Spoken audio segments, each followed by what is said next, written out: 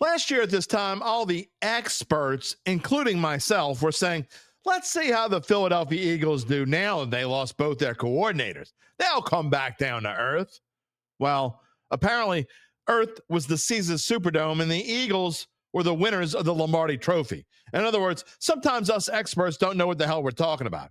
And with that, it's time for NFL Preview number 6 of 32 here on the Deditude Podcast as we continue with the NFC East. The Super Bowl champs are back, and yet again, they have another new coordinator as Kevin Patullo takes over the offense for Kellen Moore, who is now obviously here in New Orleans. But does that matter to Coach Nick Sirianni?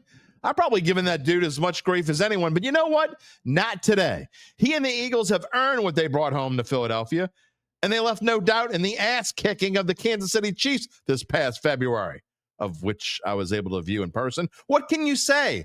Behind one of the best offensive line in the NFL, even without Jason Kelce, they just did their thing. And that starts at quarterback with Jalen Hurts, who took a big step forward last season in completing just shy of 69% of his passes and throwing just 5 interceptions. Now, it doesn't hurt that he is the player I think that should have been the MVP in the league last year. That's, of course, running back Saquon Barkley. All he did was rush for, 2,005 yards, 125 a game. He scored 13 touchdowns. Can he come anywhere near that in 2025 at age 28? Oh, and then there's the receiving weapons with maybe the best 1-2 combo in football. A.J. Brown did miss 4 games with an injury, but he was still targeted nearly 100 times and had over 1,000 yards receiving for the 5th time in his 6-year career. Devonta Smith from Amede High School also missed 4 games, but he just missed 1,000 yards for the 3rd straight season. Oh, and their defense was pretty good too. In fact, statistically, they were the best defense in the NFL, and they had a lot of help from one of the free agent pickups of the year. No, we already talked about Saquon Barkley. I'm talking about Zach Bond. He shocked the NFL world with an all-pro season and 151 tackles. So what is in store for these Eagles in 2025? Well, we like to look at the schedule.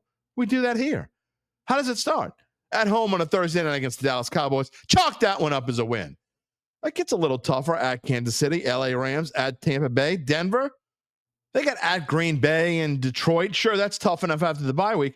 But then it opens up a little bit again before finishing at Washington, at Buffalo, and then Washington again at home.